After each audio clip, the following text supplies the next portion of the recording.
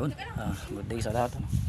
Ah, tagal din ako din pag-vlog kahit nung last na na travel natin.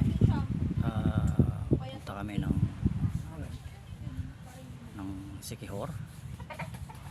Hindi rin ako makapag-vlog kasi mahirap yun. Kasi ang daming ine-edit, ayoko na nag-edit. So yung raw video dapat nakaubos oras kasi. Pero anyway, dito kami ngayon sa sa Iloilo. Bagong lahat pala. So yung pinost ko sa Facebook na pagdating namin sa airport sa salamat sa lahat na nag-greet. Kahapon pa yun na ngayon 22 ngayon nasa Island Hopping na kami. So nandito kami sa Iloilo. Kahapon pa kami dumating sa mismo Iloilo Airport. Hindi ko alam, international pala yung airport ng Iloilo, pero maliit lang siya. Hindi katulad nung siyempre sa park malaki sa Cebu, international. Yung sa itong sa Iloilo may naman siya, maliit lang pero kompleto rin, may maliit na duty. Pero niya dumating kami sa bago, actually yung flight namin dapat nung kahapon maaga 6 o'clock, kaso na delay siya, naging 7:30. Muntik pa kami maiwan ng eroplano kasi inintay namin sa gate 16, tapos 7 nung na-delay nga 7:30 sabi. So wala pa lang kami narinig nag-announce. Narinig na lang namin nagla-last call na. Buti na lang napansin namin nagla-last call na, pero sa ibang gate siya. Nilapitan na kami nung staff. Kaya kami nakakundi, may iwan kami ng eroplano. So yun, nakasakay kami ng eroplano mga 7:35 na siguro. So pero umalis yun 8 o'clock. At kami na Iloilo mga na 9:30 na yata, magte-10. Tapos pagdating sa sa airport, kasi bakit namin diretso kami dito sa Island Hopping Gigantes. Dito kami mag-stay dapat na. Ang travel pala nun, kasakay ka pa ng 3 hours pa from Iloilo sa airport. Pero doon ko muna sa terminal, at sasakay muna terminal. Nagulat ako yung taxi fare doon sa from airport papunta doon sa terminal, 600 ang mahal ng taxi. So chinek ko yung kung mahal ba talaga siya o tama lang. Chinek ko yung location, yung travel time, tsaka yung gaano siya kalayo, 16 kilometer lang, 600 yung taxi. Ang mahal compare doon sa katulad yan sa atin sa Manila, sa to airport. Yun 19 kilometers yun, so medyo matraffic nga lang, pero hindi aabutin ng 600, hindi ka aabutin ng 300, siguro mahal na yung 300. Pero dito yung taxi fare papunta lang doon sa terminal 600 na. Pag yung van 700. So ginawa namin, nag-grab na lang kami. Yung grab mura-mura 400, pero kahit sa atin palagi hindi aabutin ng 400 from Manila Santa Mesa to airport. So ang mahal niya. So ginawa, nag-grab kami, wala kaming choice. Yun ang pinaka cheapest na transport namin. Pagdating doon sa terminal, magbabas na lang sana kami papunta nga dito sa istaya namin sa port, papunta ng Island Hopping. Kaso walang available na bus na aircon, puro siya, puro ordinary. 3 hours yung biyahe, so okay lang sana kung malamig yung weather ganun. Pero imagine 3 hours tapos walang aircon, sabi namin di pwede. Tinanong namin doon sa terminal, 10 o'clock na nung dumating yung availability daw nung aircon bus, hapon pa 2 o'clock 3 o'clock, sabi hindi pwede. So hindi pwedeng maghintay, meron pa pala isang option, lilipat ka lang na isang terminal, puro van naman. So ginawa, nag-van na lang kami. So sumakay kami ng van papunta dito sa may port, sa may Bangkalan Port, Carles, yung area. Nagbiyahe kami 3 hours, pero layo, tagal, 3 hours. Parang yung sa nag-mall ball kami, malayo rin, 2 to 3 hours din. Parang naalala ko naman sa mall ball naman, at least yun, bus yung sakyan namin, medyo komportable. Pero ang ko lang, parehas parang nag-vehicle kami, kasi biyahe doon meron din van lalayo din, Albay, Camsor, tapos Sorsogon, parang ganun yung ginawa namin. Nag-van kami. So, mahal din ang pamasahe, mahal pala yung pamasahe dito sa Iloilo.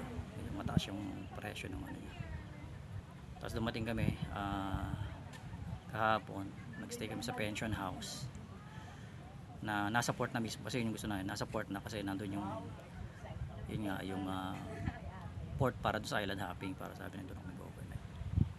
Kaya lang hindi ako reply dun sa mga ano, sa mga post ko, hindi ako mga nag-greet kahapon. Tsaka hindi rin ako makapag-post, hindi rin ako makapag-check kasi walang signal dun sa loob ng pension house. Ang dami niyang wifi, ang daming router connection, 5. Malalakas yung router pero hindi available, walang internet signal.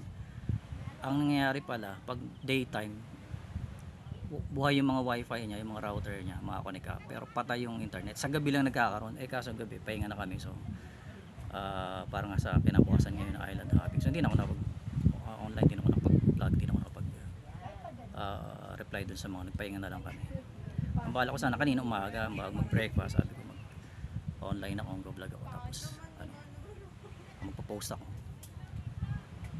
Kaso yung time medyo tight na rin. Pagka breakfast namin, punta kami sa port sana, sabi ko dito na kaya ako mag-vlog. Kaso ang ingay ang ingay, hindi pwede kasi hindi ko na muna ginagamit yung mic para dun sa dito sa sa camera sa phone. Hindi ko na din nasab, hindi ko na makailangan kasi mag-island hopping, baka mabasa lang. Tulad nga, hindi ako gumagamit ng mic, so tinry ko lang, sabi ko kasi tahimik sa island, medyo tahimik, hindi katulad pag nasa inland ka, maingay. So ngayon medyo okay naman siya. Maganda yung view.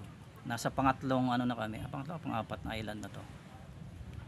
May dalawa pa yata o tatlo pa kami pupuntahan. So dito yung medyo mas matagal, kaya sabi ko dito na lang ako mag-vlog, gagawa ng video. Tapos sa ako na lang ipopost pag may available ng internet o may signal.